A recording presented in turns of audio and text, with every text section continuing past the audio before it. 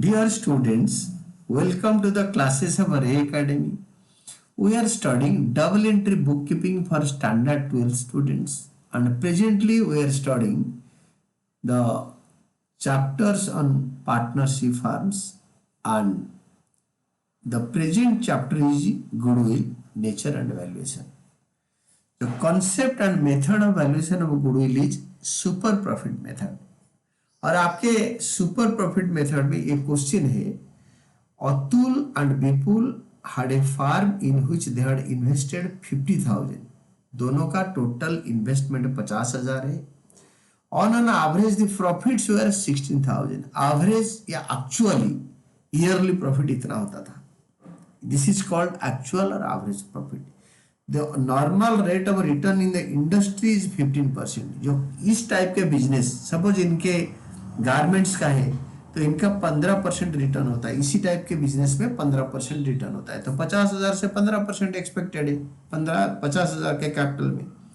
Goodwill is to be valued at 4 years purchase of the average profit of excess average profit over normal profit at the rate of 4 years purchase. बोल रहा है कि जो super profit आएगा उसका 4 साल का multiplication will be the goodwill of the firm. तो goodwill under super profit method is equal to super profit into years purchase. इस सुपर प्रॉफिट को तोड़ोगे तो इट विल बी एक्चुअल और एवरेज प्रॉफिट. एक्चुअल और एवरेज एक ही English है. Profit minus normal profit into years purchase. तो एक्चुअल और एवरेज प्रॉफिट क्वेश्चन में दे रखा है कि इसी टाइप के बिजनेस में 16,000 रुपये एक्चुअली या एवरेज प्रॉफिट होता है. 50,000 ये दोनों का कैपिटल इन्वेस्टमेंट है. और इस टाइप का बिजनेस में यूजुअली लोग 15% कमाते हैं. This is normal rate of return.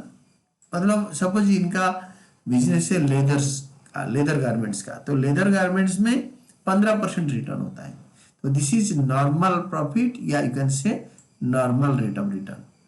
तो एक्चुअल और एवरेज प्रॉफिट से नॉर्मल प्रॉफिट माइनस करने के बाद जो आएगा उसको 4 years तक हम परचेज कर सकते हैं to find out goodwill under super profit method. तो अभी क्या करेंगे ना, इसको कैलकुलेट कर देंगे और ये दोनों को कैलकुलेट करने के बाद this is goodwill of the firm and this is all about your answer.